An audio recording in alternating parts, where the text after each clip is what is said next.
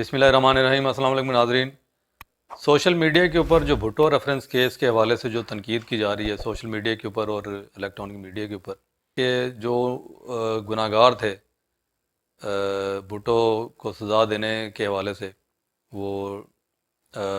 فوج تھی یا اس وقت کے آرمی چیف تھے یا عدلیہ سپریم کورٹ کے ججز تھے، ان کا کردار جو ہے وہ اس کے اوپر اس کو مینشن نہیں کیا گیا، یعنی کہ یہ بتایا نہیں گیا کہ اصل میں بھٹو جو تھا وہ بے گناہ تھا اور گناہ گار جو تھے وہ مخالف ان کے تھے جن کی وجہ سے ان کو جو ہے وہ ہینگ کیا گیا۔ تو یہ بات جو ہے وہ لوگوں کو سمجھنی چاہیے کہ اصل میں یہ جو بھٹو ریفرنس کیس جو تھا، یہ جو زرداری صاحب نے اپنے دور میں جب وہ صدر تھے تو اس وقت یہ ایک ریفرنس بھیجا تھا سپریم کورٹ کو،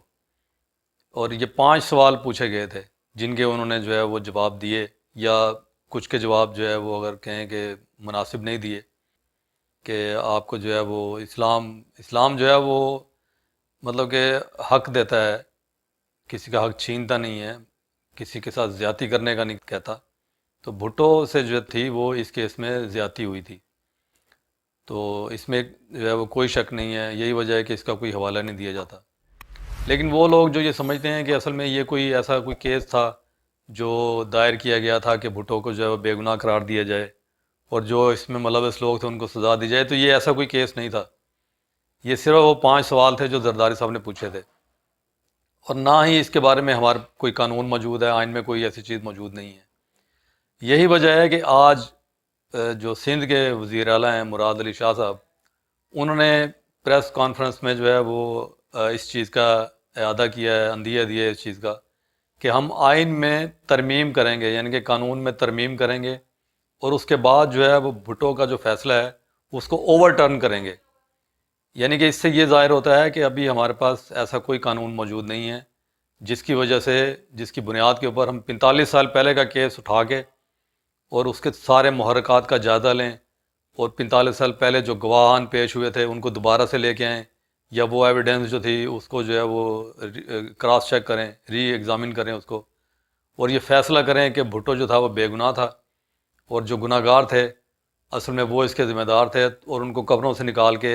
جو ہے وہ ان کو پھانسی دی جائے یا سزا دی جائے۔ تو چونکہ ایسا قانون موجود نہیں ہے ہمارے پاکستان میں، تو اس طرح سے ایسا فی الحال ایسا نہیں ہو سکتا۔ تو اگر ایسا قانون بنتا ہے جیسے مراد علی شاہ صاحب نے کہا ہے، تو اس کے جو ہے وہ کانسیکوینسز جو ہے وہ کیا ہوں گے؟ آپ کو پتہ ہی ہے کہ ہمارے یہاں پہ جو انتقامی سیاست ہوتی ہے، ایک دوسرے کے خلاف جو ہے وہ قانون کو کس طرح سے استعمال کیا جاتا ہے۔ اگر فرض کیا کہ یہ قانون آ جاتا ہے تو نواز شریف جو ہے وہ ان ججوں کو پکڑ کے کٹہرے میں لے آئے گا جنہوں نے آج تک ان کے خلاف فیصلے دیے، اگر وہ زندہ ہیں، تو مر گئے ہیں تو ان کو قبروں سے نکال کے جو ہے وہ لٹکائے گا یا سزائیں دے گا۔ اسی طرح عمران خان صاحب جو ہیں، جو ابھی جیل میں ہیں، یہ رہا ہو جاتے ہیں، تو اس قانون کی بنیاد کے اوپر یہ سارے اب جو ججز جو موجود ہیں یا جو بھی انتظامیہ موجود ہے، جو بھی سول یا ملٹری لوگ جو بیٹھے ہوئے ہیں، ان کو چن چن کے جو ہے وہ انتقام کا نشانہ بنائے گا۔ تو ہمارے یہاں پہ ہماری سیاستدان اتنے میچور تو ہیں نہیں ہیں، اپنی ذات سے آگے جو ہے وہ سوچتے نہیں ہیں۔ تو اس طرح کا قانون بنانے سے پہلے جو ہے وہ ہمیں سوچنا پڑے گا، پارلیمنٹ کو بھی سوچنا پڑے گا، قانون بنانے والے لوگوں کو بھی سوچنا پڑے گا۔ تو یہ اتنا کوئی آسان کام نہیں ہے۔ تو وہ لوگ جو یہ سمجھتے ہیں کہ اصل میں یہ فیصلہ جو تھا بھٹو ریفرنس کیس کا، یہ اس لحاظ سے غلط ہے، انہوں نے بھٹو کے بے گناہ قرار نہیں دیا، اور ان کے جو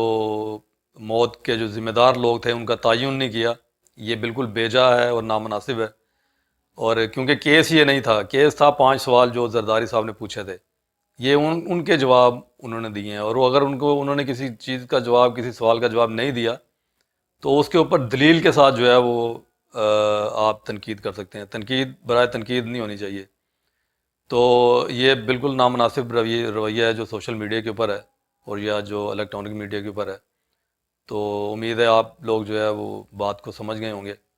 ناظرین، آج کے ولاگ سے اتنا ہی، اگلے ولاگ تک کے لیے اجازت دیجیے۔ اللہ حافظ۔